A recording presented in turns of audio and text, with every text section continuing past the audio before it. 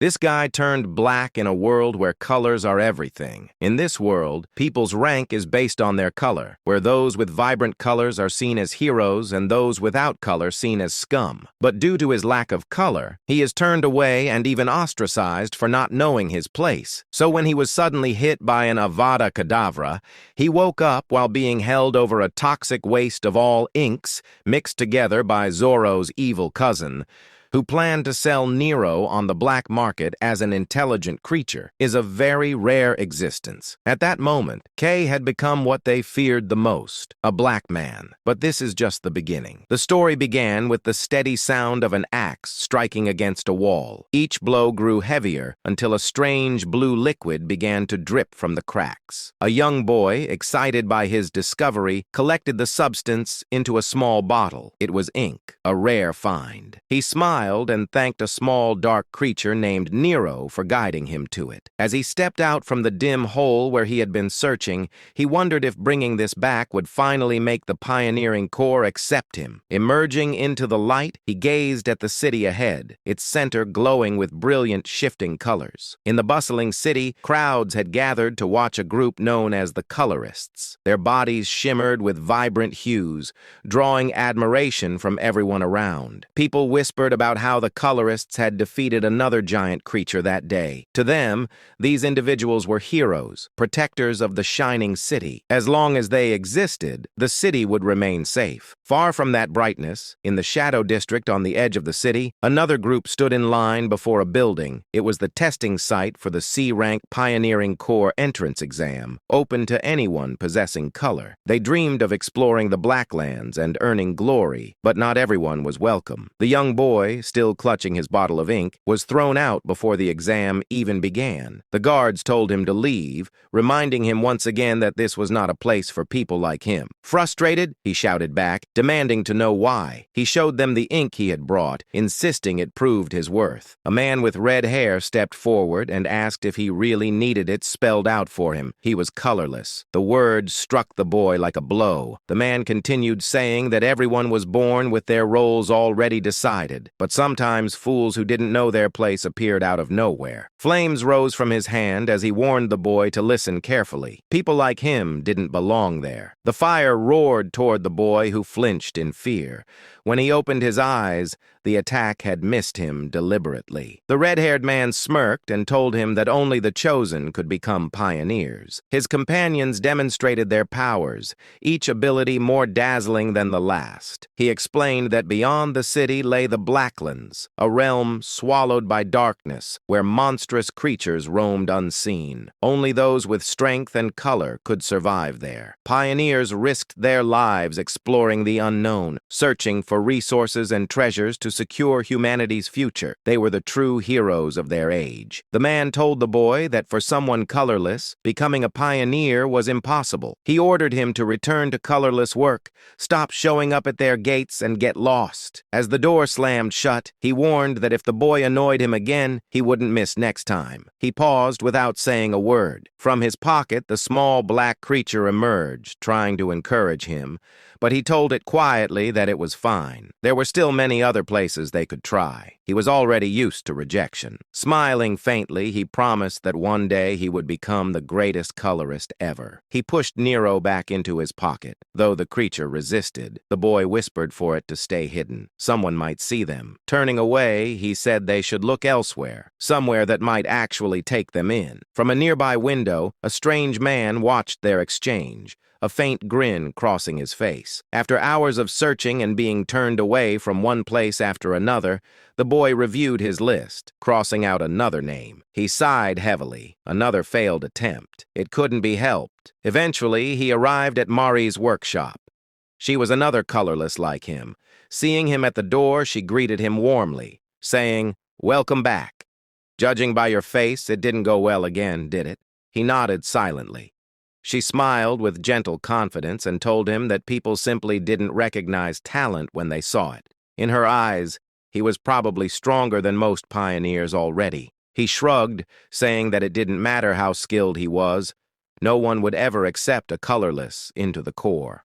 Mari reminded him that despite everything, He still managed to return safely from the Blacklands every time his abilities were already proven. He corrected her softly, saying it was only possible because Nero always helped him. Then, changing the subject, he asked if she could buy the ink he'd found. She agreed happily, saying she'd pay him well for it. As she poured the ink into her energy device, she sighed of relief. Lately, it had been hard to get supplies.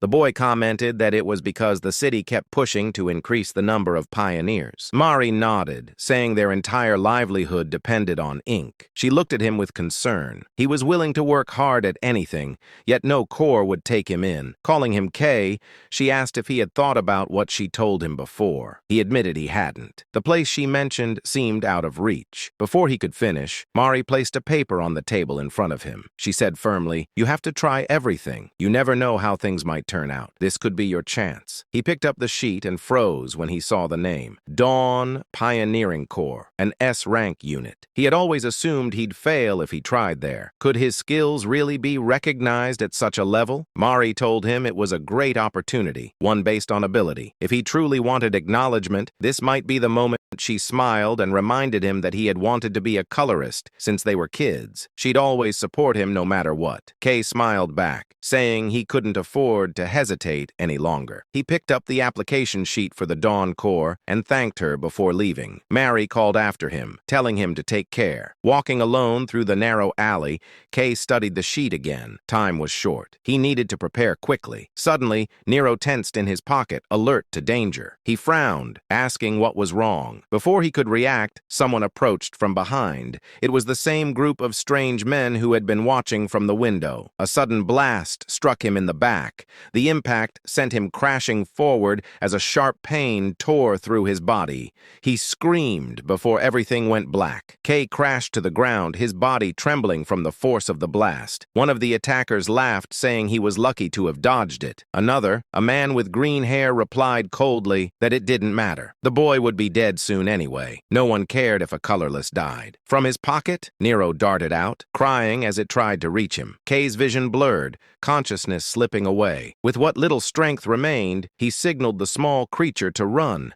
When Kay next opened his eyes, everything was dark. The air was thick with a stench of decay. He realized he was lying in a deep pit, a place reeking of danger. Above him, the green-haired man sneered, saying it was unfortunate for him to still be alive. He explained that this was an ink waste pit, a place where all kinds of inks mixed together, creating a deadly poison that dissolved anything human. He said it was perfect for disposing of unwanted bodies. Kay's voice cracked as he asked who they were and why they had attacked him. The man grinned, amused. He said they were just as surprised as he was.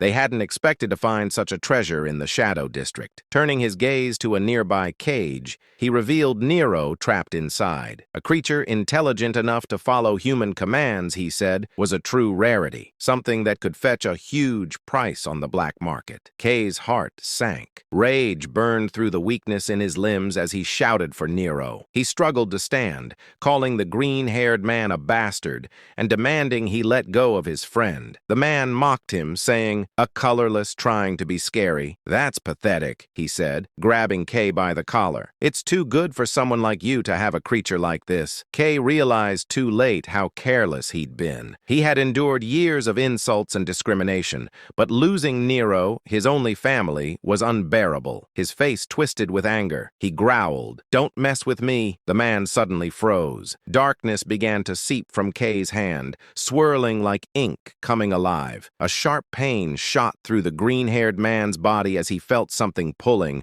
as though the very life was being drained from him. Panicking, he threw Kay into the pit. "Disgusting," he muttered, backing away. Kay plummeted into the thick black liquid. Above, the two men laughed, saying it was over, all cleaned up. Now they said they were rich. Nero's cries echoed from the cage above, faint but desperate. Kay's body refused to move. He could still hear Nero's cries growing louder, echoing through the darkness. He wondered, was this really the end? After everything, would it end like this? No, he still had that promise. Suddenly, a voice echoed in his mind, cold and distant, inquiring, "Why are you just standing there? Why aren't you doing anything?" He couldn't respond, only gasp weakly. The voice grew louder. Will you just let it end like this? Save Nero. Take it all in. Don't hesitate. Accept it. Your true color. Now take it back. Your true color. Black energy surged around him, spiraling upward. He felt it flooding through his veins, merging with every part of him. He opened his eyes to find himself in a vast white void. A faint silhouette, a shadow of light stood before him. Looking at his hands, he whispered, "What is this? What's happening?" He realized he was inside the ink itself, surrounded by endless stillness. His memories blurred, he thought. "Who am I?" But then Nero's cry pierced through the silence, louder and louder, calling out to him. Lifting his head, he could see them again, the two men and Nero still trapped and crying. His heart burned with determination. He had to save Nero. He thrust his arm upward. The pit erupted. Every drop of ink exploded outward, flooding the area. The men screamed in shock as the black liquid vanished in an instant. From the pit, something massive began to rise, a form shrouded in pure darkness. The green-haired man stepped back, his face pale. He whispered, "No, no way. This can't be." A deep black hand rose from the pit and reached for them. Meanwhile, the chemical factory had been completely destroyed, and many people were gathered around, and many officers were stopping them from going further. And among them, an old man shouting says that he clearly saw what exactly happened here, and one officer is noting down his words. He says, "A huge black hand suddenly appeared and it destroyed this whole place." And the officer listening to him says, "Yes, yes."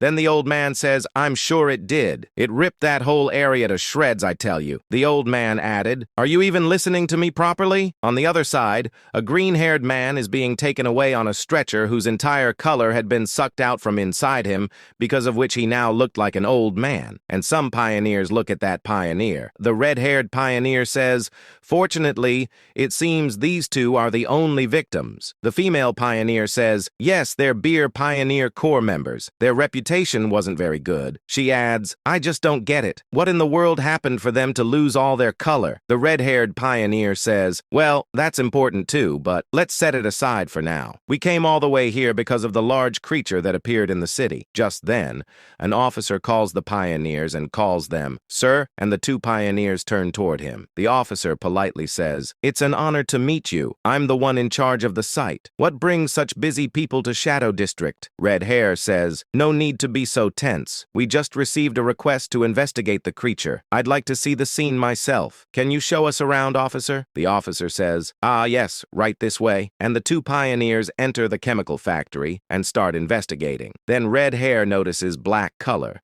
which is black ink, and he touches it to check. The female pioneer is also investigating and looking at the surroundings and says, "There really are traces left by a creature. We have confirmed the locations of all recently reported large creatures, but for one to suddenly appear inside the city like this, even if it is an outer district, something's off inside the city. The only creatures we ever see are harmless small types, if a new variant has appeared." Red Hair says, "Let's not jump to conclusions just yet. More importantly, how are we supposed to track this thing? What a headache." On the other side, Kay is unconscious, and Nero is trying to wake him up. He climbs onto his face and wakes him, and Kay hears Nero's voice and suddenly wakes up. He says Nero's name, and seeing Nero safe, he becomes happy and asks him if he's okay. Then he sighed in relief and inquired, "What exactly happened?" "It was definitely because of those bastards when they dropped me into the ink." He begins remembering everything from a few moments ago, and his eyes widen. Then he looks at his hands to check if they are still completely covered in black ink, but he finds that his hands have become normal. Then he looks at his hair, which had now turned black, and he inquired, "How is something like this even possible? And why is it so dark here? I can't see anything." Just then,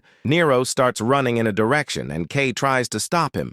But Nero moves quickly, and then Nero starts changing into a different color, and his body begins glowing with white light. Because of his light, Kay can finally see that there are many black monsters around. Seeing them, Kay becomes extremely scared and says, "What is this place?" "This place is the Black Wasteland, a land surrounded by darkness, and this is the Black Forest area that only rank pioneers and above can enter." And slowly, all those monsters start moving toward Kay. They're already gathering. He says, "Nero, let's get out of here now." He starts running with Nero. Then Nero notices something and warns Kay, because of which he dodges a monster's attack just in time. He barely escapes and says, "That was way too close." He thanks Nero and in the same way keeps dodging many monsters. Because of Nero's white light, he can see the monsters around him. Slowly, while avoiding them, he keeps moving forward, and Nero helps him. Then he feels something, and he inquires, "What is this feeling?" "My body feels amazing." Black energy starts gathering in his chest, and he realizes that even after running so long,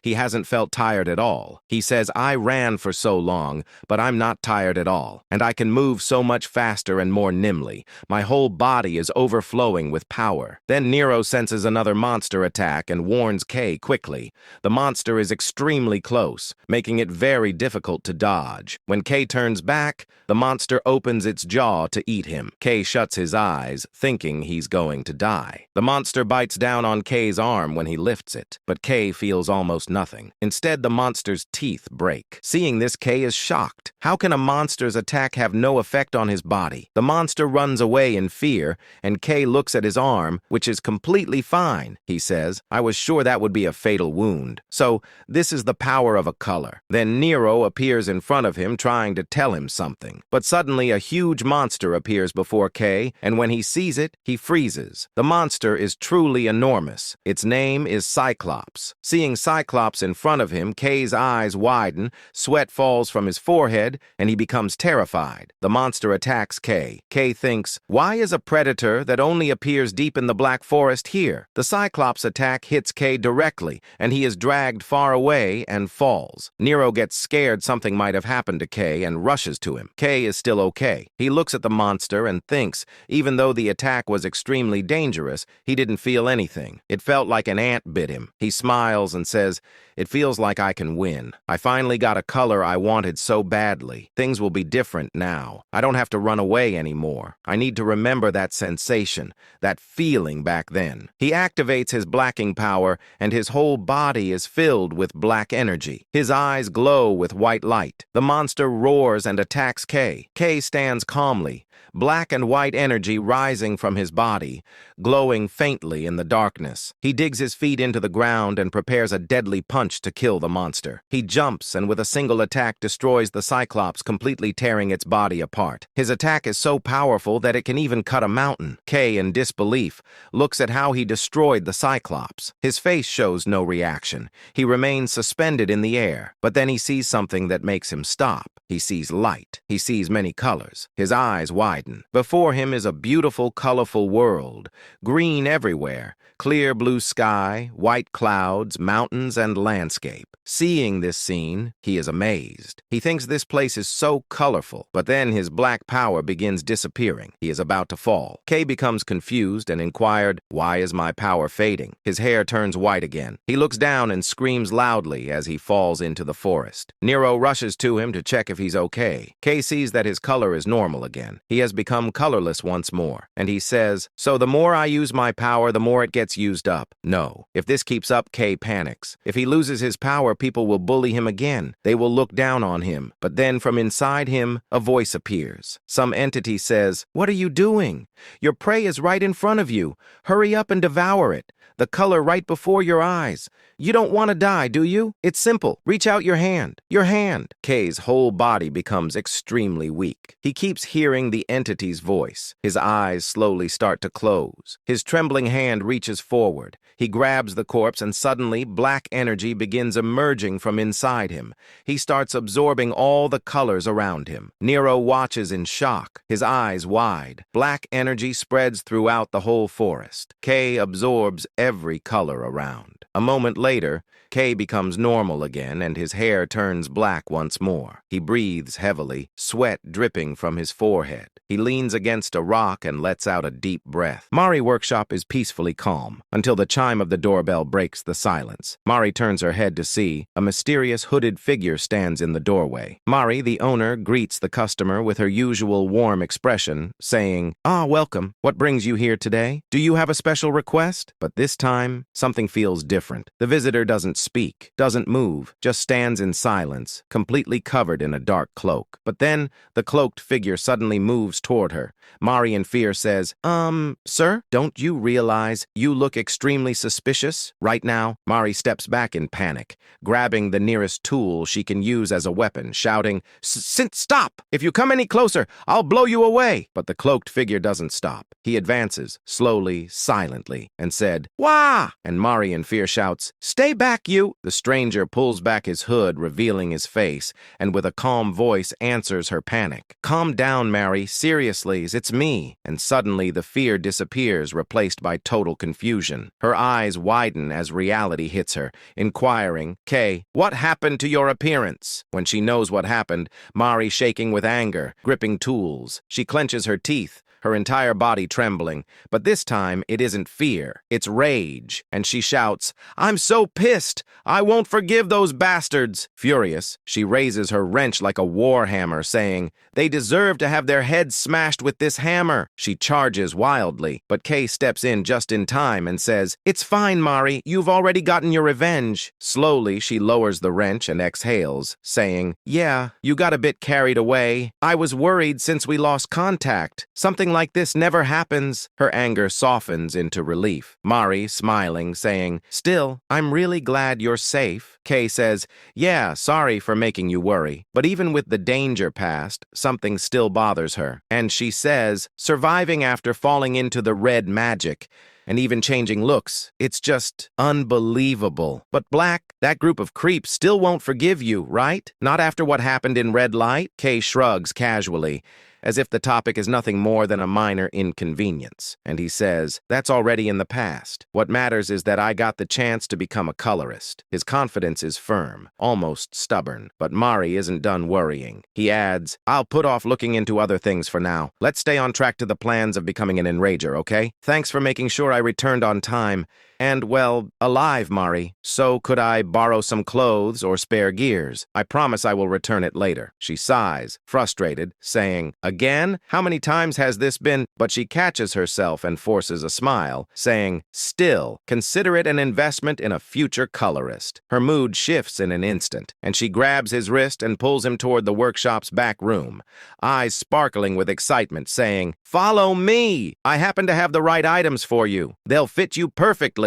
The next day, sunlight pours over a massive structure, a towering coliseum bustling with excitement, crowds climbing the stairs toward the arena. Kay arrives with the flow of people, heading inside for one of the biggest events of the year. Inside, the arena is packed, thousands of spectators filling every seat. One in nervous says, Wow, this is insane. I've never seen so many people. Another says, Don't panic, just act like you're used to it. The chatter rises as participants gather in groups. One participant says, Hey, don't blame them. It's natural to be nervous with such fierce competition. The guy smiles, saying, I never imagined the day would come when we'd take the test for the Dawn Pioneering Corps. We actually made it this far? Another participant replies, Yeah, that makes sense. Joining the colorist tournament is basically a dream for every aspiring colorist, isn't it? Then the tone shifts, as the conversation turns to the true stars of the city, and those silhouettes of powerful elites glowing with bright colors, who the ones making this tournament so important. As an early colors, they have multiple high-class colorists. They're literally called the Hope of Shining City. Then every eye turns toward the glowing figures, the elite colorists who represent the city's strength. And the green guy says the only problem is that many strong candidates have gathered here. One of them is this blue-haired girl and a tall man beside her, both radiating confidence. She is the second daughter of a traditional colorist family and a famous bounty hunter. And they aren't the only elites here. Even recent ranks, well-known rookies are here. But then, everyone's attention shifts to one figure. And one guy says, But still, the one attracting the most attention is that guy, right? At that moment, a green-haired swordsman walks through the crowd,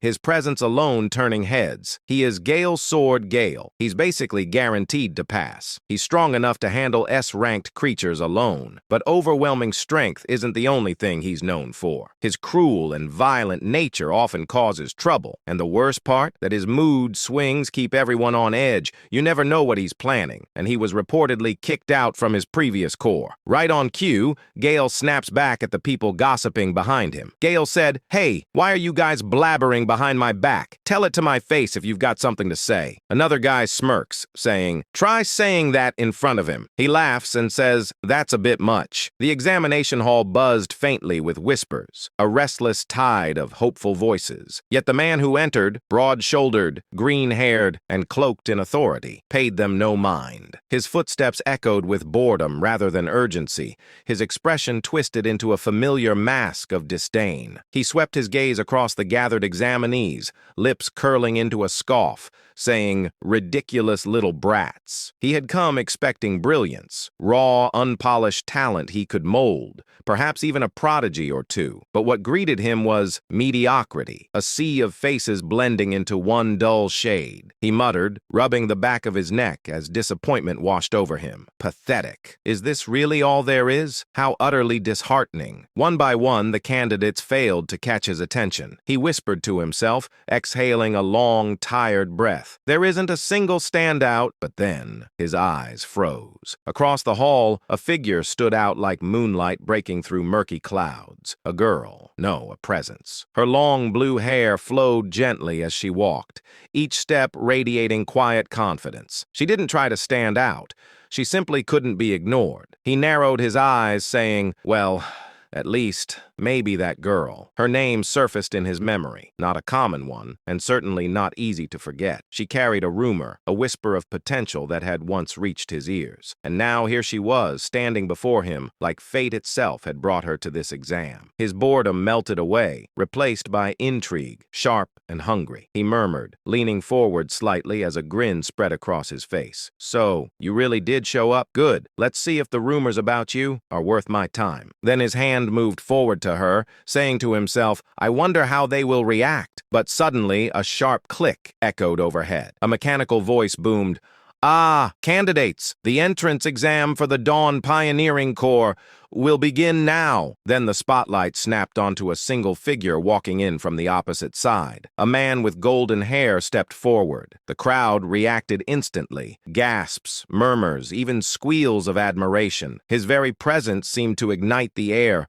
confidence radiating from him like sunlight. Someone whispered, "Wow, a cadet from the Dawn Pioneering Corps. He made a huge contribution during the recent large-scale creature hunt." Truly, the Corps had sent one of its finest. And if this was the level of the examiners, then this exam would be nothing short of brutal. Then, with a controlled breath, he lowered his tone, saying, "Welcome." The single word struck the hall like a bell. Conversations died instantly. Every candidate stood straighter, as though pulled upright by an invisible force. He stepped forward, saying, "First, I want you to think about the reason you applied to join the Dawn Pioneering Corps." He adds, "Everyone here came with the same goal and mission, whether it's for money, power, honor, or duty." He paused, his eyes sharpened, cutting through the silence like a blade, saying, "Honestly, it doesn't matter." He continued, "In the end, you need skill to achieve anything, and we only test the skilled. We've been facing creatures stronger and more dangerous than ever before. Some have pushed into human territory." A chill crept down the candidates' spines. He said quietly, "When good people aren't skilled enough, they die without drama." Nothing more needed to be said. The weight of the Corps' reality settled over the crowd like a suffocating blanket. He gestured outward, saying, "Look around, you'll have a good idea." Before them stretched a vast arena, hundreds of hopefuls standing in tightly packed groups,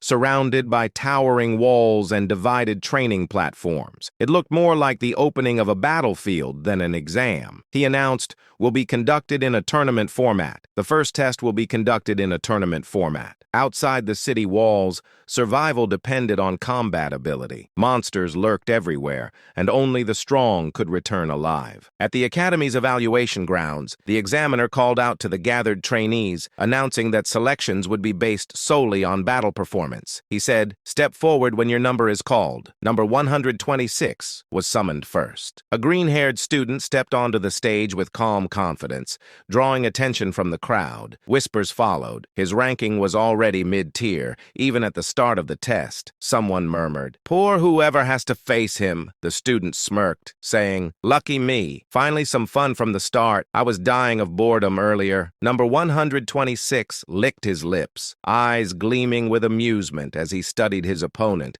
inquiring, how should I play with him? But when the cloaked figure stepped forward, 126 frowned. The opponent's stance was basic, almost sloppy. Nothing about him looked threatening. He said to himself, what's with this creepy guy? He looks weak. The green guy raised his blade and he muttered, mana flaring around his sword. I've been holding back for too long. Now that the stage is set, there's no reason to hold back. A burst of green energy erupted from his blade as he charged, confident the fight would end quickly. Murmurs rose from the crowd as number 126's mana surged, twin blades of wind forming around his sword. They said, that technique, Gale's sword? At his age? Unbelievable, he's a prodigy. The wind roared, swirling violently around him. Confidence lit his eyes as he pointed his blade toward the cloaked opponent. He said with smirk, ready? Try to block this. He charged, wind screaming around him. He moved forward, saying, if you can't, you'll be shredded. The cloaked figure didn't move, merely watched the incoming strike as green winds tore across the stage. He is only surprised, and wind howled through the air as a green glowing slash tore across the battlefield. But Kay gave him one hit. The green guy was hurled backward, smashing violently into the ground. Debris burst outward in a spray of dust and shattered earth. In the distance, several onlookers stared, frozen, shock twisted across their faces.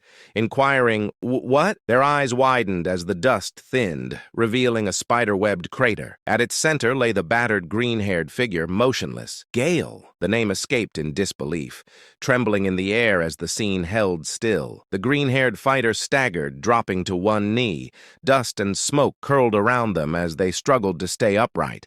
Their voice trembled with disbelief, saying, and that too, in one hit. How is this even possible? A short distance away, the black-haired man, Kay, lowered his raised hand, exhaling softly, saying, that startled me. His tone was calm, almost casual, despite the devastation behind him. Then one shouted, his eyes widened slightly. Wait, I'm not missing the mark at all? Inquiring, black. Black is the same color as creatures. A blonde observer stared at him, stunned. Another person beside them murmured, can a human even have that color? Snow swirled lightly as the black-haired man stood alone, the wind brushing past his cloak. He stared at his own hand as if assessing something unseen. While they inquiring, so Gale dropped? He was taken out in one hit. Is this all the power of the beast? Our boy looked around, asking himself, did I make a mistake? I think no. The tournament continues with intense battles. In one match, a terrified candidate launches sharp stones, but Kay charges forward, easily evading them. He closes the distance instantly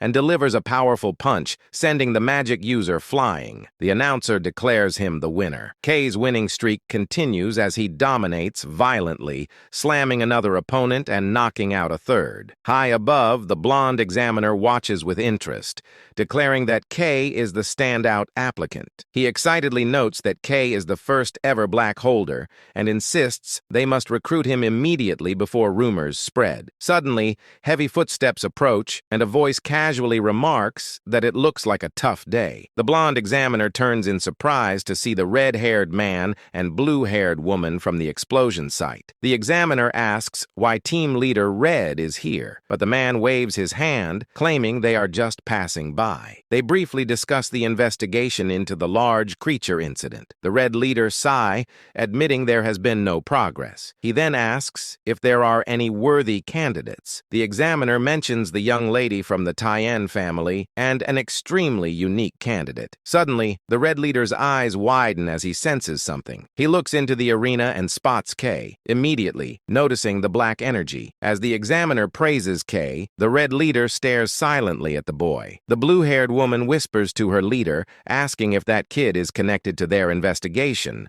The Red leader confirms it is likely him. Internally, the Red leader concludes that a new color appearing right after the incident in the Shadow District is too big of a coincidence to ignore. He decides to keep a close watch on Kay for now. Unaware he is being observed, Kay looks at his clenched fist, smoking with dark energy. He is thrilled by his incredible power, realizing that becoming a pioneer is finally possible. However, he recalls the physical toll the transformation took and warns himself to be careful. He knows that if he overuses this power and loses his color mid-fight, he will be defenseless. A massive surge of freezing energy erupts from the arena, creating a wall of ice. Ellie stands calmly amidst the cold mist. The announcer declares number 17 the winner, revealing she has encased her opponent in a solid block of ice. The spectators, including Kay, watch in awe, commenting that the Tien family's color is always impressive. As Ellie walks down the stairs, Kay watches her, wondering how anyone could defeat such overwhelming magic. Suddenly, Ellie stops as she passes Kay, staring directly at him with a sharp, curious gaze. Her blue eyes narrow suspiciously as she scrutinizes him. Without a word, she turns and continues walking,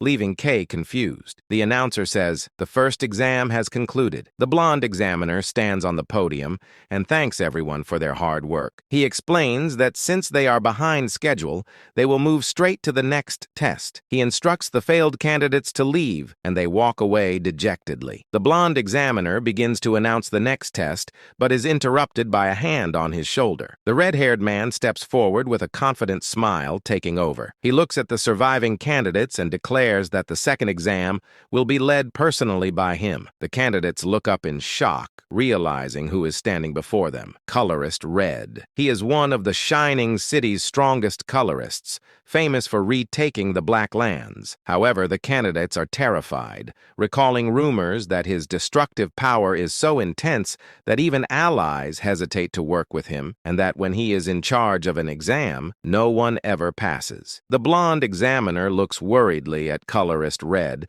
asking if he is sure, warning that the captain will scold him for changing the exam format. Red laughs it off, stating he gets nagged every day anyway. He announces that the test is simple and tells the crowd to just endure as his body erupts in massive flames. A giant wave of fire surges toward the terrified applicants, forming individual spherical barriers around each person, trapping them. The candidates panic as they are enveloped in intense heat. Red explains that he has recreated the environment of a certain region, noting it will get pretty hot. He illustrates that the Blacklands are full of extreme environments where humans can barely survive. He belittles the current test, claiming this heat is nothing more than a warm stove. With a serious expression, Red reiterates that if they endure, they pass. However, his eyes narrow coldly as he adds that anyone unable to withstand this heat never had the qualification to become a pioneer. Inside the fire spheres, the candidates are suffering. One man realizes he cannot scratch the barrier. While others scream in agony, they wonder in terror what kind of hellish place the Blacklands must be if this is considered mild. Watching from the side, the blonde examiner notes that despite rumors, Red's skills haven't dulled. He marvels at Red's incredible control,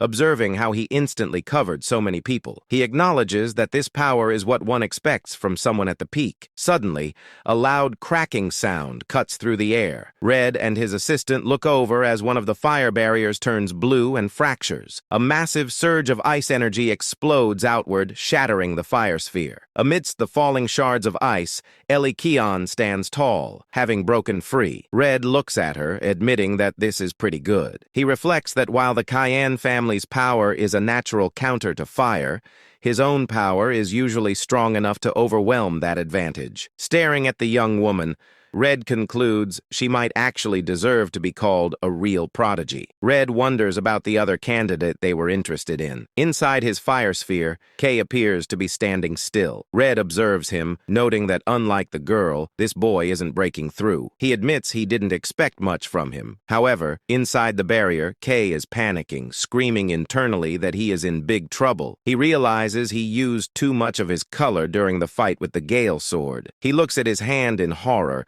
noticing his black energy is leaking out and draining faster in the heat. Kay imagines a terrifying future where his power runs out. He knows if he is revealed to be colorless, he will likely be experimented on. Desperate, he frantically looks for a solution, wondering if he can absorb something to replenish his energy. He stares at the wall of intense fire. A realization hits him. Since the barrier is made of a color ability, he wonders if he can absorb it. He looks at his hand, admitting he doesn't know the limits of of his absorption power. Deciding he has no time to think, he resolves to find out. He reaches out and touches the swirling wall of fire. Immediately, a violent reaction occurs, and Kay is shocked that direct absorption is working. The fire barrier begins to warp and twist, drawing the attention of nearby candidates. A massive vortex of black energy erupts from Kay, sucking the red flames into his hand.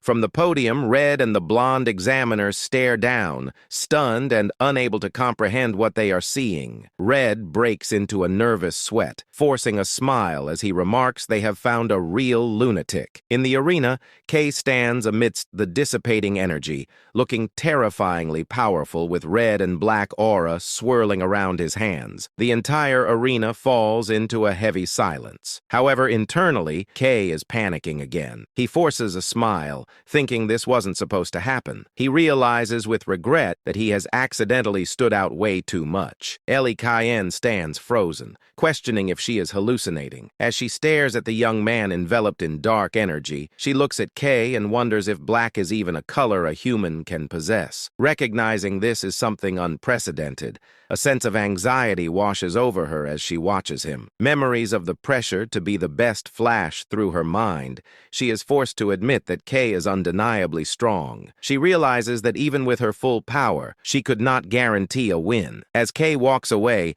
Ellie thinks that there is something about him that cannot be explained by strength alone, asking herself what he actually is. She quickly shakes her head, trying to dismiss the disturbing thoughts. Colorist Red approaches Kay and casually wraps an arm around his shoulder, telling him, "Next time won't be like this." Red smiles, remarking that the black ability to suck everything in was wild, and he cannot hold back his curiosity. He guides Kay away, suggesting they have a private conversation to protect Kay's privacy while he satisfies his own questions. Kay, sweating nervously, asks about the exam status. Red assures him that with a power level like that, he obviously passes. Kay is stunned, realizing drawing so much attention worked in his favor. He is overcome with emotion, thinking he has finally achieved his dream of becoming a pioneer. Suddenly, the blonde examiner yells at Red for acting on his own. Red laughs it off, asking his colleague to overlook it, just this once. The examiner sighs and announces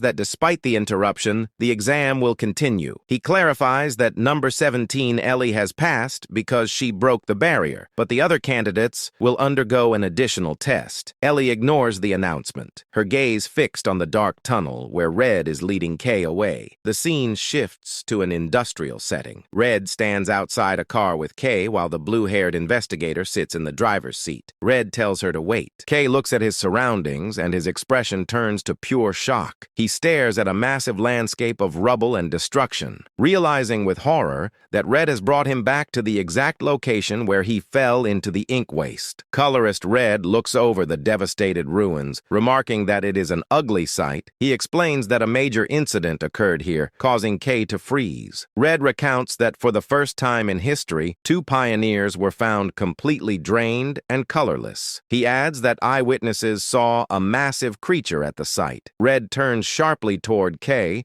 pointing out the suspicious timing. He notes that shortly after that creature appeared, Kay emerged as the first person to possess the color black, calling it a coincidence. His eyes glowing, Red analyzes Kay's power, describing it as an ability that absorbs other colors. Kay sweats nervously as Red stares him down, declaring, "This is a completely foreign ability." Internally, Kay panics, realizing Red suspected the connection from the start. He frantically wonders if he can run, but looking at the man's overwhelming aura, he realizes it is impossible to escape from a hero. Suddenly, Red laughs, breaking the tension. He waves his hand, admitting he was just testing Kay, but complains Kay's honest reaction took the fun out of it. Kay looks at him in confusion. Red clarifies that while his official job is to investigate the incident, he is personally more interested in Kay's unique ability. Red explains that color powers normally cannot mix at all. However, he observes that Kay's ability seems to ignore those rules. He recalls the second exam, pointing out that K clearly couldn't control his power. Then K stammers, trying to explain, but Red interrupts him. The colorist's body begins to glow with red energy, and he states that they need to run a test. K looks at him confused. Red extends his hand, explaining that he needs to understand how the ability works. He smiles confidently, challenging K to try absorbing his energy now. K panics and tries to refuse, warning Red it is too dangerous. Red simply laughs, telling the rookie he is far too early to be worrying about someone of his level. K falls silent, looking intense and nervous as Red commands him to stop talking and just try it. Black symbolizes the Black Lance, an ominous force that devours everything. Red thinks that leaving such a dangerous ability unchecked is unacceptable because it could shake the foundation of the Shining City. A dark secret crosses his mind. People do not know it yet, but humanoid creatures exist. He silently warns K that if he ever faces them or worse becomes one, the colorist might have to eliminate him. K sigh, sensing the terrifying pressure radiating from Red. Despite the intimidation, K agrees to the test. He grabs Red's wrist, nervously, asking for confirmation that if anything goes wrong, it won't be his fault. While dark energy rises from his body, the moment they touch, a shock wave of energy distorts the air. K gasps as red energy violently surges into his arm, contrasting with his own black aura. He realizes he has made a mistake. A massive explosion of fire erupts from the contact point, causing K to scream in agony. Inside the inferno, he shouts for Red to stop, admitting he cannot control the power and that it feels like molten lava is boiling inside him. In his vision, Red appears as a towering godlike silhouette of pure fire, reinforcing why he is a hero. Red stands calmly within the flames, observing. He notes that K's black energy is sucking in his power without rest, acting as if it is starving. He realizes that because K's power is immature, strong individuals can resist the absorption, but this ability would be instantly fatal to most ordinary people. As the flames swirl, Red's eyes narrow with deeper curiosity. He thinks what they saw during the exam cannot be the full extent of the ability. He decides he wants to know not just how K absorbs colors, but how those absorbed colors are used. The situation escalates as the energy between the two violently reacts. Red watches as the black energy from K's arm begins to warp and spike, mixing with the red aura. Suddenly, a massive explosion of red and black energy bursts outward. Red is pushed back by the blast. He stares in shock at the figure emerging from the smoke. K has partially transformed. The right side of his body is now encased in a jagged demonic armor of solidified red and black energy. Red grits his teeth, realizing this form is ominously familiar. As he looks at the monstrous clawed hand and glowing eye, Red admits to himself that he would believe he was looking at a creature. The resemblance confirms his suspicions, and he realizes with certainty that K was behind the incident where the other pioneers lost their colors. K struggles to maintain consciousness. Red decides that his priority is safety and resolves to put out the fire before K goes on a rampage. He summons a ball of flame, preparing to subdue K by force. However, K lets out a low growl, causing Red to pause as the boy seems to be fighting something else. The scene shifts to K's internal perspective, a pitch-black void filled with demanding red text. The voices of the power scream at him, demanding intense color and urging him to bring more. K gasps in the real world, distressed by these intrusive voices. The voices continue to tempt him, telling him it is wasteful to hold back and urging him to take it. K mentally screams at the voices to shut up and stay still. With fierce determination, K's visible eye glows red. He rejects the temptation, ordering the power to shut up and stay crushed as he exerts his will over the chaotic energy. A shock wave blasts outward as he forcibly compresses the energy back down. The jagged armor dissipates, leaving Red with a look of genuine surprise. K is left panting heavily from the exertion. Red looks at him impressed and stunned, asking if the rookie actually managed to suppress that overwhelming power on his own. K is left panting, his heart racing. He thinks it is insane that he survived and frantically wonders why he went berserk. He glances up nervously, terrified he lost control in front of a colorist. Knowing he needs to understand his ability, he hesitantly approaches the older man. Red, however, looks delighted. He admits he was caught off guard because the power Kay absorbed was stronger than he expected, but he grins and declares the experiment a success because it was fun. He tells Kay that if he wants to achieve anything, he has to be willing to take risks. Red decides that is enough for the test, but then pauses, saying there is one more thing. He reminds Kay that he is the investigator assigned to the destruction incident at this very spot, and his duty is to find the culprit. With a calm but threatening smile, he points out that the person in front of him looks like a perfect suspect. Kay freezes, his face pale with panic. Red explains the gravity of the situation. He recalls how witnesses saw a massive shadow creature, warning Kay that more people are interested in this case than he thinks. He argues that once rumors about Kay's black ability spread, it will be easy for authorities to pin the blame on him. He gestures to the ruined industrial district, noting the damages will cost hundreds of millions. He adds that if the city leadership decides Kay is too dangerous, he could be banished or turned into a lab rat. Kay grits his teeth in frustration. Realizing he is trapped, he knows there is no way to prove his innocence. Suddenly, Red offers a lifeline. He suggests that if Kay agrees to come under his command, he might be able to do something. Without a second of hesitation, Kay bows at a 90-degree angle, loudly shouting that he puts himself in Red's care. Red tells him to listen to the full condition first. He clarifies he won't fix everything for free. In exchange, Kay will have to grant him a few favors. He asks if Kay thinks he can handle that. Kay forces a desperate, trembling smile. Internally, he screams that anything is better than owing millions or becoming a science experiment. He loudly agrees, promising to do absolutely anything Red needs. In the desolate wasteland, a small creature trembles in fear just moments before a massive wheel slams down, narrowly missing it as a heavy vehicle roars past. A large armored transport truck drives through the foggy, rugged terrain of the Blacklands. Inside, Kay looks out the window, thinking this is his first time traveling this far out and wondering if this is his first real step as a pioneer. Suddenly, his thoughts are interrupted by Gale, a green-haired man who glares at him, calling him black-haired one. Gale rudely tells Kay he is being distracting and orders him to shut up, though Kay hasn't said a word. Kay looks at him with a confused expression. Kay sits awkwardly in the transport bay. He thinks starting as a pioneer immediately was what he wanted, but the atmosphere is tense. He glances at the furious Gale and the silent Ellie,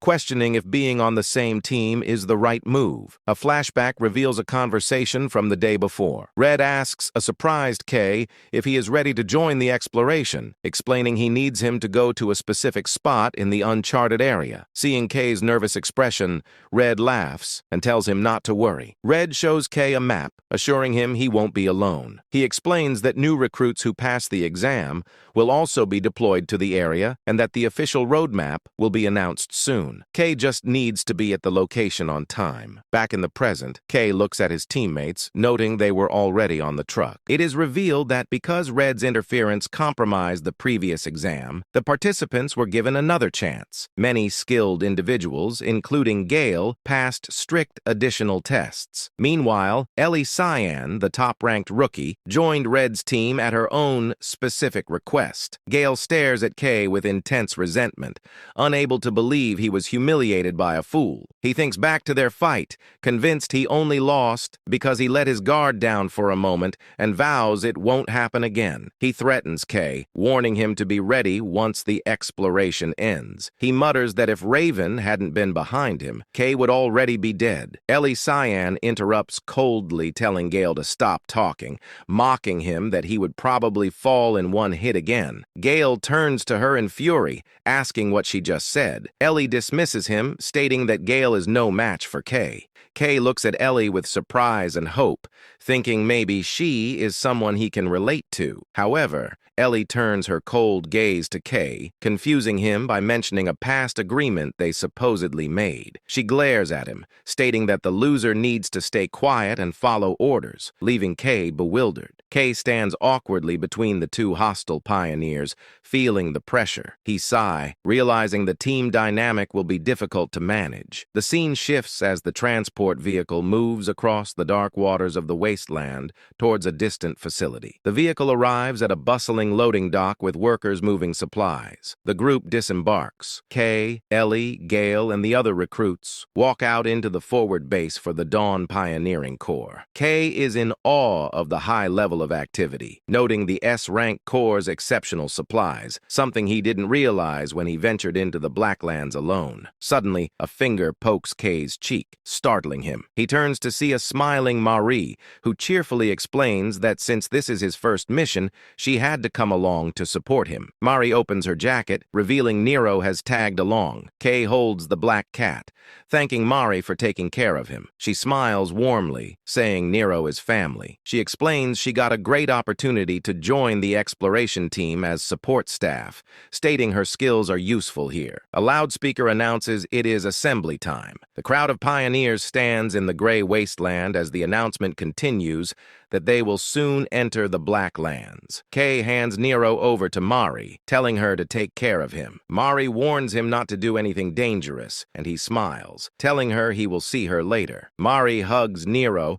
but the cat suddenly leaps out of her arms, startling her. She shouts Nero's name as the cat runs toward Kay and sinks into the shadow on the ground. Mari's eyes widen in shock at this unnatural movement. She stammers, trying to call out to Kay, confused. The group arrives at a dark, fortified cave entrance. At the front, a woman with bright orange hair and a white coat shouts for everyone to prepare, announcing a new recruit is about to enter the Blacklands. She yells that safety is the top priority. She warns that reconnaissance has reported unidentified dangerous creatures in Area 21, a very dangerous zone where an A-rank creature's body was found. Suddenly, a male pioneer runs up to the orange-haired woman, calling her Arancia. He nervously reports that the red team leader has brought the new recruits, but they have left their formation without permission. Arancia's eyes widen in shock, and she asks if it's true. The messenger confirms it, and Arancia sighs that guy is causing trouble again. The group secretly enters a dark canyon,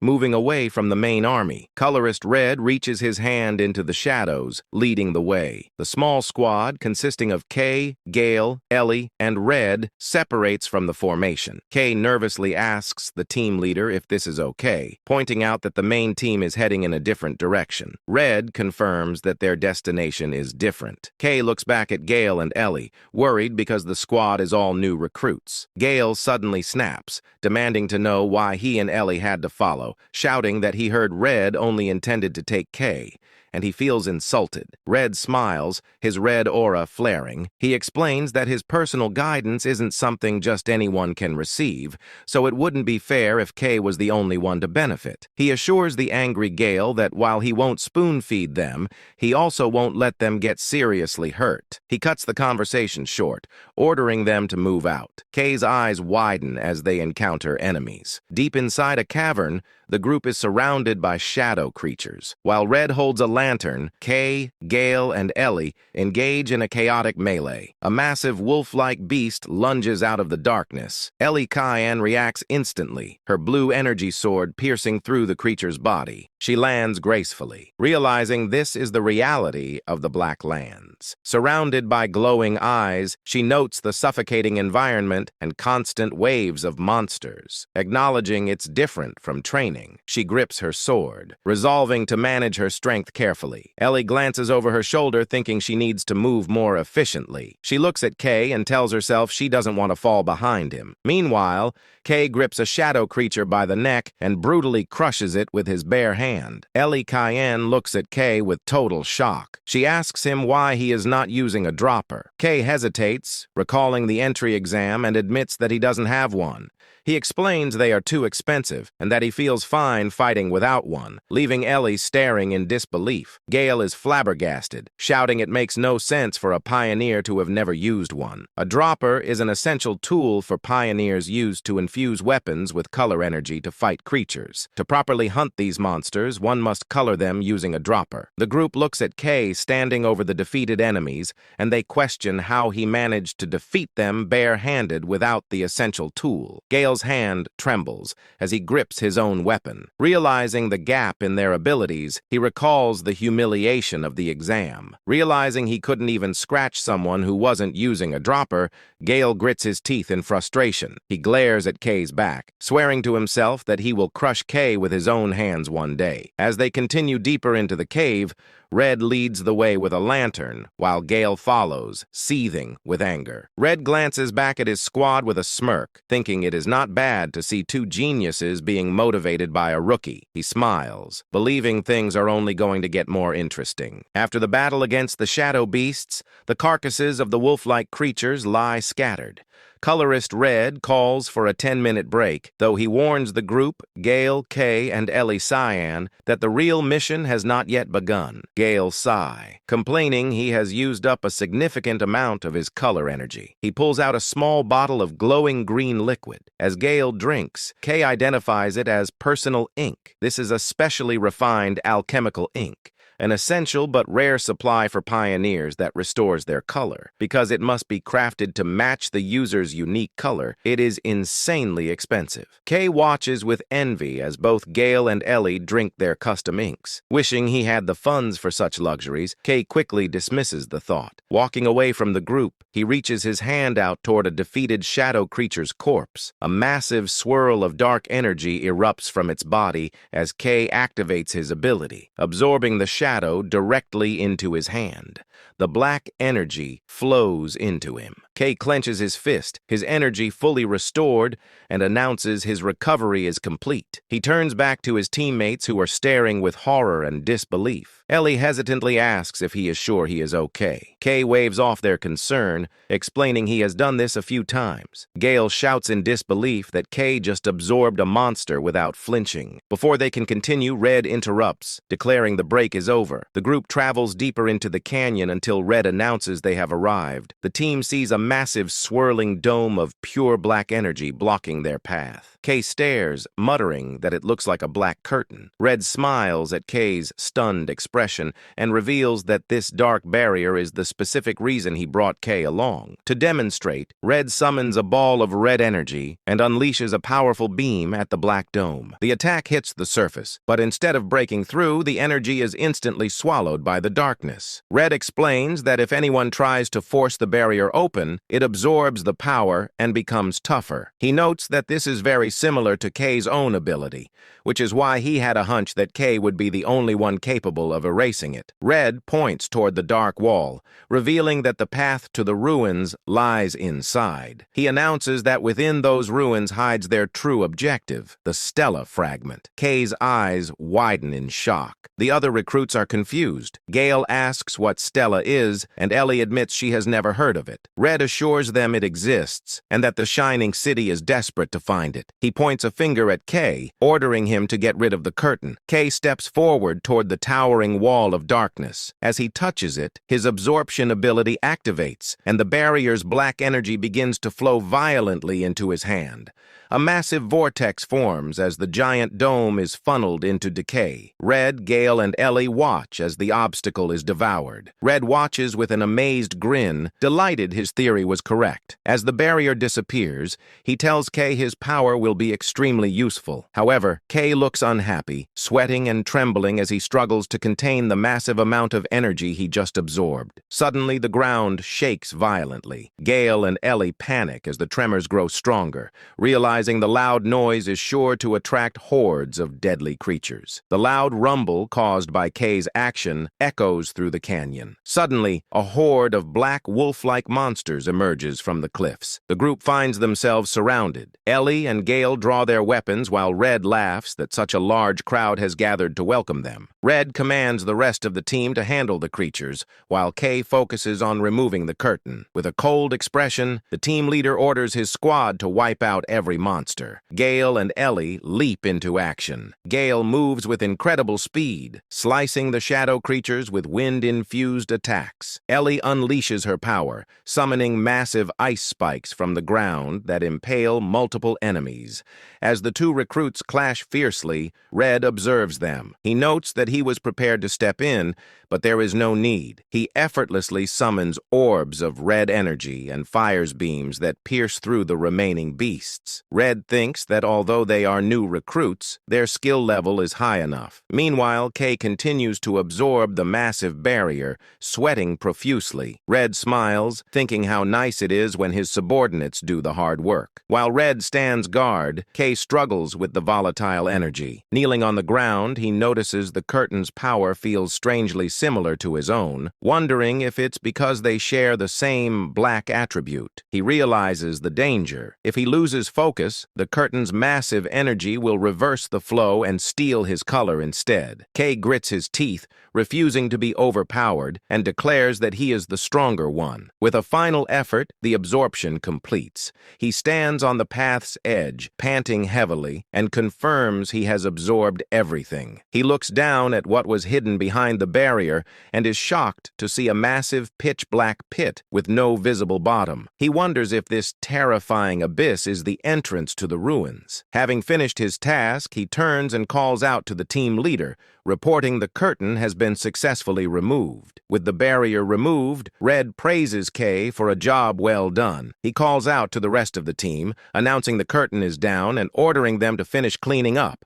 Suddenly, Red's expression shifts to pure shock as he senses an immediate danger. Moving with blinding speed, he rushes forward and forcibly grabs both Ellie and Gale, pulling them back. An instant later, a massive invisible energy slice tears through the air, carving deep gouges into the ground where they had been standing. The attack is devastating, shredding the remaining shadow monsters. Debris rains down as Red, Ellie, and Gale land safely on a higher slope. Gale stares in horror, realizing he would have been killed instantly without Red's intervention. Red looks grim, sighing that the lack of resistance earlier was because something else was scaring the monsters away. He recalls a report that a dangerous entity was lurking nearby. Through the dust, a silhouette appears, walking toward them, dragging a massive sword. Red remarks that they are out of time to fool around. The attacker steps into the light. It is a man with spiky hair, white on one side and black on the other. Half of his face is consumed by a dark, mask-like growth, and he carries a collection of different weapons on his back. The stranger glares at the pioneers with a terrifying aura. Red stands between his team and the new threat, ordering Kay and the others to listen carefully. Red hurriedly shoves a lantern into Kay's hands, giving him a frantic order. He tells Kay and the others they must enter the ruins immediately and find the Stella fragment. Kay looks at the team leader with wide, anxious eyes. He asks if Red expects them to go down there by themselves. Red assures him that with their abilities, they are more than capable. However, Red doesn't wait for them to agree. With a sudden burst of force, he shoves Kay, Ellie, and Gale toward the dark abyss, shouting at them to stop whining and just go. Kay screams out the team leader name in panic as the three recruits plummet into the deep pit. Left alone, Red stands with his back to the drop, his red aura glowing. The voice of one of the recruits echoes from the deep, asking what they are supposed to do on their own. While the menacing silhouette of the armed stranger looms behind Red, the two powerful figures lock eyes in a tense standoff, and Red knows a difficult battle is about to begin. The scene shifts to the pitch-black bottom of the abyss. Kay lies motionless after the long fall. He groans in pain, clutching his head as he struggles to stand in the suffocating darkness. Remembering the lantern Red gave him, he activates it, wondering if he is inside the ruins. The light flares to life, illuminating the area. Kay's expression instantly shifts to one of absolute terror. He stands frozen in shock, asking himself what this place is. Instead of ancient stone ruins, the lantern illuminates the skeletal remains of massive modern and skyscrapers and concrete debris, looking exactly like a destroyed modern city buried underground. Kay stared into the vast ruined expanse. Sweat beading on his brow, he said, "Incredible. I can't believe a place like this existed underground." Then a sharp voice cut through his awe, saying, "Stop whining, and let's head toward the glowing spot over there." Kay spotted his companions, holding his lantern aloft in relief, and said, "Oh, you guys, thank goodness. I thought I got separated alone." Ellie glanced coolly at Gale, saying, "We wandered around too, because of this guy." Gale snapped back defensively, saying, "What? You were just as lost." Gale surveyed the massive ruins with frustration and inquired, "Anyway, what is this place? It's bigger than I expected." He added, "To think we'd find an ancient civilization down here. Was it called the Stella fragment? How are we supposed to find it?" He threw his hands up. "We don't even know what it looks like." Kay agreed with him, and he get worried too. And he said to himself, "Well, you aren't wrong. If we search blindly, it will take forever." Then he remembered Nero, and he said, "If only Nero were here." At that moment, Kay was startled by a familiar sound. Nero, his cat-like companion, materialized from his shadow. Kay asked in a whisper, "Nero, how are you even here?" Ellie noticed them, her eyes widening slightly, and she inquired, "A creature?" Kay looked back nervously, unsure how to explain his unique companion. Then a confident idea struck him, and he said, "Hey, come here for a minute," he said, a grin forming. "I've got a way to find the Stella fragment easily." After that, he explained his plan to them. Gale looked skeptical, inquiring, "So basically, that little creature is going to lead us to the fragment?" Kay nodded confidently, saying, "Yeah, I'm sure it'll find it in no time." Gale scoffed, unconvinced. "Don't talk nonsense. If a rare creature like that existed, no way I wouldn't know." As Ellie held Nero, Kay sighed, annoyed, saying, "Forget it. It's faster just to show you. Nero, let's go. Let's show this idiot just how amazing you are." Nero zipped from Ellie's hands, spinning in the air and releasing a brilliant flash of guiding light. Gale and Ellie stared in shock. Then Nero led the way, illuminating his surroundings. Gale stammered, saying, "No way. A creature that follows people and has a special ability?" He watched the glowing creature float away, completely baffled. He added, "I've never even heard of something like that. Where did he even find it?" Kay followed Nero's light, and he said, "Nero says the stellar fragment is right here. You can feel it," as Nero chirped in confirmation. Kay gave a small, rare smile, saying, "I'm counting on you." Nero's eyes narrowed with determination in the darkness. Then Nero felt something, and he flew quickly in that direction. Kay inquired, "Did it find something?" When Key arrived, he wondered, "Over there, huh? How much deeper do we have to go?" Nero zipped ahead, leading them towards a dark, arched doorway set into a massive wall of ruins. Giles smirked at Kay's caution, inquiring, "What are you hesitating for? If you're scared, fall back." Kay shot back, annoyed, saying, "Who said I'm scared?" He added, "Then we're going in." The group steeled themselves and stepped through the doorway, entering a vast, sterile corridor lined with numbered doors. Ellie looked around the massive chamber in awe, saying, "It's more spacious than I expected." Kay also inquired what was this place used for. But suddenly, Nero's light veered sharply toward another door. Kay smiled and said, "More importantly, Nero turned in a new direction. It must have found something." Before they could react, a colossal metal foot slammed down in front of them with a deafening crash, shaking the entire chamber. Kay was shocked. While Kay trembled with fear, Giles' hand instinctively reached for his sword, and he said, "Yeah, it definitely found something." He said in shock as a massive automaton whirred to life. "What is this?" Kay stared at the steam-powered golem, inquiring, "A creature? No, it looks different." He yelled as it stood to its full, intimidating height, and a beam of light scanned Ellie, then Gale, displaying hex codes. Kay realized what was happening, and he inquired, "Hex code scan? It's checking our colors?" Then the beam locked onto Kay, a bead of sweat tracing down his face. The scan returned a stark, ominous code, pure black. The golem's single eye glowed menacingly. A mechanical voice boned, detected the color of the Black Witch. Identified as a threat, beginning elimination. In a flash, the golem attacked. Ellie screamed, "Kay!" as Kay was blown back. He said angrily, "You little, are you insane? Attacking out of nowhere!" Kay slammed his fists on the ground in fury, saying, "Whatever you are, attacking first means you'd better be ready to get smashed!" He roared as his companions prepared for battle. He threw a punch, but his fist met unyielding metal. Kay felt some pain, and he said, "Why is it this tough? Seriously, what is this thing?" The golem raised its own massive fist, unfazed. Ellie and Gale unleashed their own powerful attacks, but the energy simply sparked and dissipated against the automaton's armored hide, leaving it completely unscathed. Ellie couldn't believe what had happened, and she said to herself, "Even using color power doesn't leave a scratch. Is it because it's not a creature? My power isn't working well?" But she realized something might be the weak point. It was that core. Kay also attacked it, but the golem relentlessly pressed its attack, forcing Kay back. Kay cursed under his breath, saying, "Damn it! Ordinary attacks don't affect me! What should I do?" But then he suddenly remembered his black power and said, "Perhaps if I use that power, the attack might succeed." But that power absorbs a lot of color, so Kay decided to gather it only in his hand.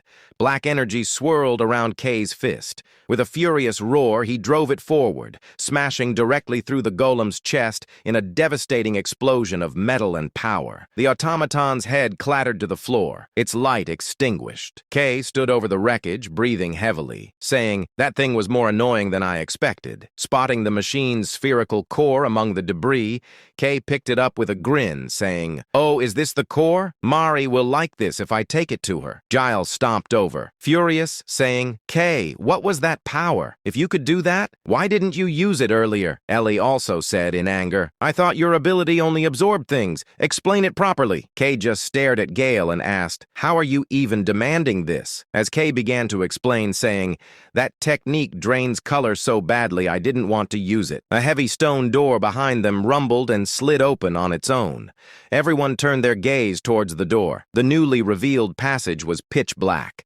Nero darted towards it, chirping excitedly, before stopping short at the threshold. The creature hovered nervously, letting out a frightened cry. Kay asked, peering into the oppressive darkness, "Nero, what's wrong? Is there something over there?" Cautiously, Kay approached the strange, rippling black veil in the doorway, saying, "I don't see anything." He wondered, is this like the curtain from before? Reaching out a hand. The moment his fingers touched the surface, dark tendrils erupted, grabbing him and his companions. They cried, "What? It's pulling us in!" They yelled in panic. Gale cursed as they were dragged into the void. "Damn it! Why'd you touch that?" Ellie cried out. "Everyone, be careful!" Their screams echoed as the portal consumed them. They landed in absolute darkness. Gale complained, saying, "Ugh, that hurts." "What now?" Ellie said. "It's so dark, I can't see anything." Kay's voice called out, "Is everyone okay?" Gale looked at his hands, then gasped in horror, his body trembling, inquiring, "What?" My color is gone." In the dim light, he and Ellie saw that they were both completely devoid of color, rendered in monochrome. Gale screamed in terror. What the hell happened? Away from the underground ruins, a small scorpion scurries across the wasteland with the radiant shining city in the background. Somewhere in the city stands the Eastern Government Office. Inside, a large official known as the Chief yells in anger, demanding to know if he has been located. A nervous subordinate reports that the individual is on an exploration mission with colorist Red, adding that the boy specifically asked them not to meddle. The chief is furious, shouting about Black. He cannot believe Red would bring someone with such a dangerous color onto the field. He rants that even though Red is a hero, this has crossed a line. The chief explains that a recent creature appearance has the ruling council in an uproar, terrified that the catastrophic Black wave has begun. He complains he will be the one to take the blame. As he speaks, a young woman with pink and yellow hair smiles teasingly, noting that the chief is very angry again. The woman, Shamalea, the leader of the Dawn Pioneering Corps, advises the chief to calm down before he ends up in the hospital. She explains that she understands his concern, but that he should not get ahead of himself. She asks if he really believes Red would act without thinking. She argues that Red is a reliable safeguard,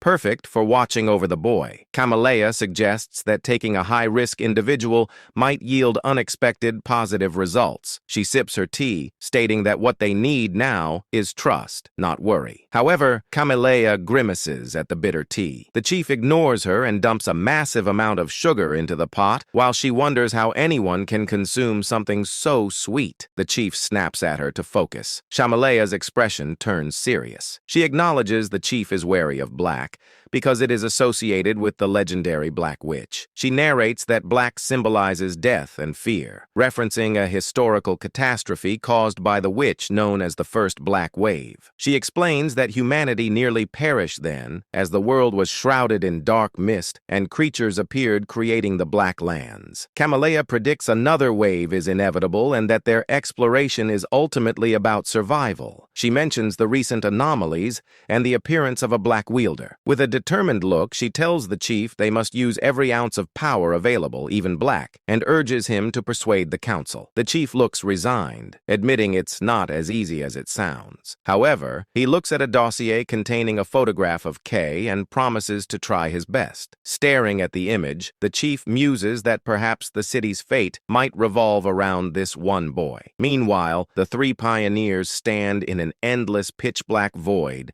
their bodies glowing as white outlines. They are confused about where they are. Gale turns to Kay in a panic, pointing and screaming that their colors have disappeared, demanding to know why Kay still has his. Kay, bored replies he has no idea, suggesting it might be because his color is black, matching the darkness. Suddenly, Gale hunches over exhausted and Ellie tie and clutches her head, feeling weak. Kay watches confused, wondering why he is fine. He realizes it might be because he spent his life as a colorless person, so this is nothing new. Gale mentions a bizarre sensation inside his body. He squints and sees a faint, glowing light pulsating within him like a core. Suddenly, creepy whispering sounds rain down on them. They look around in alarm. Terrified, Gale shouts into the darkness, demanding whoever is whispering show themselves. Kay listens, wondering if it's the same voice that usually speaks to him, but realizes it's something different. Just then, a dark, ghostly silhouette of a woman with long hair emerges from the shadows.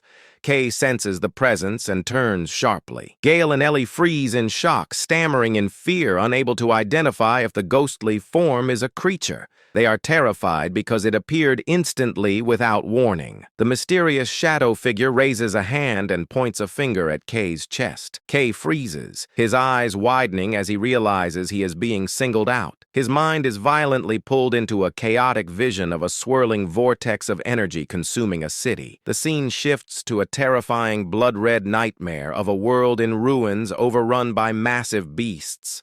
A giant eye opens in the sky above a horde of shadow creatures, while a terrifying multi-eyed beast glares from the crowd. The vision cuts to the face of the mysterious woman with long hair, staring at him with one glowing eye. Kay finds himself standing before a massive, overwhelming blue energy, unsure if he is seeing a memory or reality. His confusion deepens, and he questions his own identity. Deep in his subconscious, a voice from a bright light states that he needs a name. A blurry, smiling figure from his past gives him the name Kay, encouraging him to find his own light and color. The vision ends abruptly, and Kay snaps back to the present with a loud gasp. He looks terrified, sweating as the shock of the memory hits him. He stumbles in the void, clutching his head and panting, cursing why such unpleasant scenes are forcing their way into his mind. Kay clutches his head, trying to process the chaotic vision. He frantically tries to hold on to the fading memory, telling himself there must be an answer. Suddenly, the name Rumiel surfaces from his mind. He is confused, wondering who that is. His thoughts are interrupted by Gale, who has lost his composure. The swordsman screams into the darkness, challenging invisible enemies and swinging his sword wildly, hallucinating a battle. Kay turns to see Gale swinging his weapon dangerously close to a cowering Ellie Cyan. Gale cries out, completely detached from reality. Ellie trembles, begging him to stop. Ignoring her pleas, Gale continues his rampage, shouting for everyone to die. His eyes are blackened and bleeding, showing the void has driven him mad. Meanwhile, Ellie Cyan is trapped in her own nightmare. Tears of black liquid stream down her face as she clutches her head, apologizing to her sister, reliving a traumatic memory. Kay watches with concern, realizing his teammates are deteriorating. He understands the creature and this space are corrupting them, and decides they need to escape immediately. Suddenly, a familiar cue sound echoes. Kay looks up to see a glowing white shape flying toward him. He smiles in relief, realizing Nero is safe. He greets the cat, asking if he is okay. Nero flies around frantically, gesturing toward the distance. Kay understands Nero is telling him something is over there. The cat flies off, leaving a trail of light. Kay decides to follow the path. However, Kay pauses and looks back at his teammates. Gale is still swinging his sword violently over the traumatized Ellie. Kay realizes he cannot just leave them. He turns to Nero and asks if the cat can use his abilities to help. A massive surge of purification light erupts from the cat, enveloping Gale and Ellie. Inside the light, the dark corruption begins to evaporate. Ellie and Gale stop screaming as the black influence dissipates. Kay watches with satisfaction, noting the light is working. With his teammates protected, Kay tells them to stay there. He turns away, determined to scout the path ahead alone. Kay walks through the pitch-black void, following Nero's light trail. He gets frustrated, complaining that there is still nothing to be seen. As he turns his head, the unsettling whispering sounds return. A mysterious voice echoes, telling him that no color can touch you. Kay looks annoyed, thinking that hearing nothing but riddles is infuriating. Suddenly, a bright star-like light shines in the distance. Kay's expression shifts to excitement, and he begins to run toward the illumination. As he gets closer, his face lights up with amazement. He stands before a massive glowing structure shaped like a four-pointed star on a stone monolith. Realizing he has found his objective, Kay identifies the object as the Stella fragment, which radiates a powerful holy light. He notes that its glow and shape are different from what he's seen, wondering if every fragment is unique. Deciding not to waste time, he climbs the rocky mound to recover the item and escape the unpleasant dimension. He reaches his hand toward the glowing core. The light swirls violently. Suddenly, a massive surge of energy flows from the fragment into his hand, as his absorption ability triggers automatically. Kay is shocked, his body glowing with the absorbed energy. He panics, wondering why his ability activated by itself again. He hopes that since it was only for a moment, it won't be a problem. The dark influence that trapped the group begins to fade. Kay looks up, relieved as the oppressive atmosphere dissipates. The pitch-black void vanishes, revealing they are in a massive graystone one-chamber. Kay stands alone in the center, looking at the glowing energy in his hands, confirming the black space is gone. He reflects on the nature of the Blacklands, noting this dangerous territory is always full of surprises. Gale and Ellie Cayenne regain their senses and stare at Kay in disbelief. Kay asks if they are okay, but Gale points an accusing finger at him, while Ellie asks in shock how he remained fine. Kay replies he doesn't know. He shifts their attention to the glowing object in his hand, announcing they have found their target. They identify the object swirling with rainbow light as the Stella fragment. The team gathers around to inspect it. Gale is skeptical that such a tiny object is what team leader Red was talking about. Ellie is amazed that something so small can carry so many colors. Beside them, Nero floats, staring intently at the glowing orb. Kay confirms there are no negative effects on his body. However, Nero drifts closer, his eyes locked onto the shiny energy. Suddenly, the cat opens its mouth wide, looming over the artifact. Before anyone can react, Nero swallows the Stella fragment whole. Kay's face twists into absolute horror and shock. Gale and Ellie are equally terrified, screaming at the cat in panic, demanding to know what he is doing. Gale shouts at the floating cat, scolding Nero and telling him the fragment is not food. Losing his temper, Gale grabs and violently shakes him, screaming at Nero to spit it out. Kay frantically tries to stop him, yelling at Gale to get his hands off the cat. Suddenly, loud cracks spread across the walls and ceiling. The entire structure begins to crumble as the three pioneers stand in the center. Realizing the danger, Gale yells for everyone to run. Kay, clutching Nero, runs alongside Ellie and Gale as the room collapses behind them. They sprint desperately toward the exit, narrowly escaping into the hallway. The scene shifts to a different location. A group of pioneers stands before a massive dead monster. Aranzia, the woman with orange hair, inspects a deep slash mark in the ground. She kneels to examine the traces, looking concerned. A blue-haired man asks if she has found something. Aranzia confirms with a grim expression that the battle-crazed bastard has returned. She explains the traces belong to a humanoid creature known as the Sword Demon, one of the witch's black hands. She says every time he shows up, he causes trouble and wonders if the recent surge in monster activity is related to his appearance. The blue-haired man asks if they should continue, but Aranzia decides to abort the mission. She states they have secured enough resources and refuses to risk the probationers under her care. Suddenly, Aranzia senses a massive energy surge. A gigantic red fire explosion erupts from a nearby mountain. Aranzia recognizes the specific fire color. Realizing it belongs to team leader Red, she stares in shock, realizing that if Red is fighting with that much power, the Sword Demon must be there with him. Invisible energy slashes tear through the air toward the pioneers. Aranzia reacts instantly, screaming at her subordinates to get out of the way as a massive cutting wave approaches. As her team scrambles, Aranzia draws a massive mechanical hammer glowing with orange heat. Her expression turns fierce, her eyes glowing with power as she prepares to intercept the attack. With a powerful shout, she leaps and swings her hammer. The impact creates a massive orange energy explosion that collides with the incoming black slash, neutralizing the threat. Landing safely, Aranzia declares the expedition is officially over and orders everyone to return to the outpost. She instructs her blue-haired deputy to lead the retreat while she goes to rendezvous with team leader Red. Aranzia then launches herself toward the distant mountain peak. The scene shifts to the mountain where a cataclysmic battle is taking place. Red and black energies collide with explosive force. Colorist Red and the Sword Demon move at blinding speeds,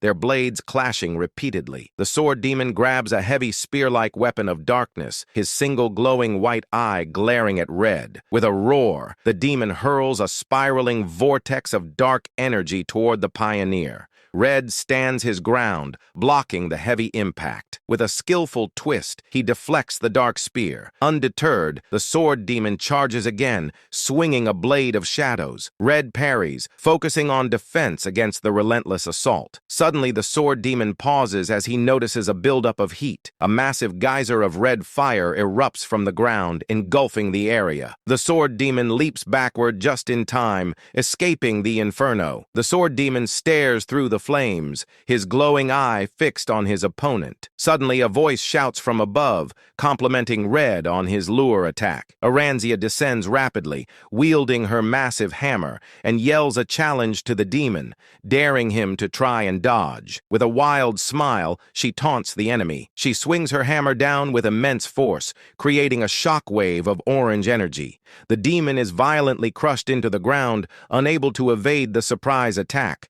Aranzia lands gracefully as the debris settles. Colorist Red looks at her with a calm smile and remarks that she is late. Aranzia jokes that she almost died, but Red dismisses it. She notes that although she landed a clean hit, it wasn't enough to finish the fight. Sure enough, the Sword Demon's silhouette emerges from the dust. The creature glares at the two pioneers with intense hostility, unharmed. Red remains confident, telling Aranzia that dealing with this enemy will be easier now that she is using her color. Aranzia, however, warns him not to fight half-heartedly. She admits she is relieved she arrived before things got too serious, explaining that none of the other colorists want to see Red fight at his full strength, implying his true power is terrifying. Red complains about her nagging. Ignoring him, Aranzia activates her power and glowing orange energy rings form beneath her feet. She grips her hammer tightly, surrounded by an aura of light, and declares they will take down another of the witch's black hands. Across from them, the Sword Demon stands silently, his face bulging with fury. While colorist Red and Aranzia prepare to engage the Sword Demon, a strained voice echoes from the cliff edge. Red's eyes widen in surprise,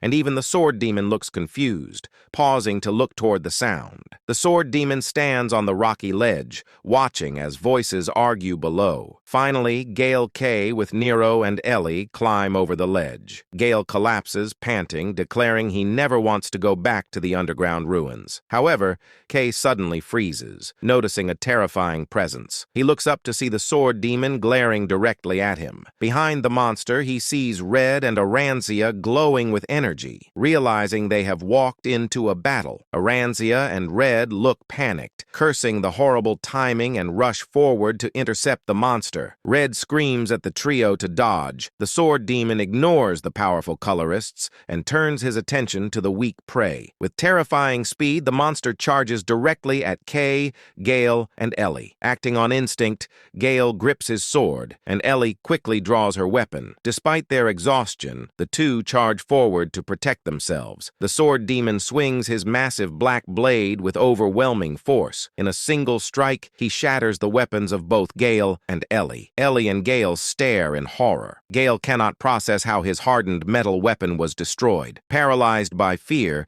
he realizes the power gap is insurmountable and thinks he is going to die. The sword demon swings his massive blade downward. A slash of white energy cuts through the air. In a desperate attempt to save his teammates, Kay throws himself in the path of the attack, shielding Gale and Ellie. The strike cleanly chops off his left hand. Kay grits his teeth in agony. Ellie screams his name in terror, and Gale shouts in shock as the sword demon looms over them. Kay falls backward, bleeding heavily. The sword demon lunges forward, delivering a knee strike to Gale and grabbing Ellie by the throat. He holds her hostage, using her as a human shield. Colorist Red and Aranzia arrive, but freeze. Unable to attack without killing Ellie, the sword demon commands them to stop, ordering them to clear a path and not pursue him. He demands they hand over the key, confusing the colorists. He warns that the girl is in his hands and threatens to kill Ellie if they do not listen. Red narrows his eyes, pondering the situation. Aranzia shouts back in confusion, asking what key he is talking about. She shakes with fury, calling him a bastard, while Red clenches his jaw, realizing the situation is complicated. Meanwhile, Kay lies face down, his severed arm bleeding. Nero hovers above him, crying out. Suddenly, Kay's remaining hand twitches. The sword demon continues to pressure Ellie, demanding a decision. However, a dark presence rises from the ground. Kay slowly begins to stand, his silhouette looming. The sword demon senses the intense aura and turns his head. Confused, he stammers, unable to understand what he is seeing, and asks what Kay is. Kay stands fully upright, his face obscured by shadow. Massive amounts of black energy swirl around his body. The darkness concentrates around his severed wrist, and his arm rapidly regenerates, formed entirely from the black energy.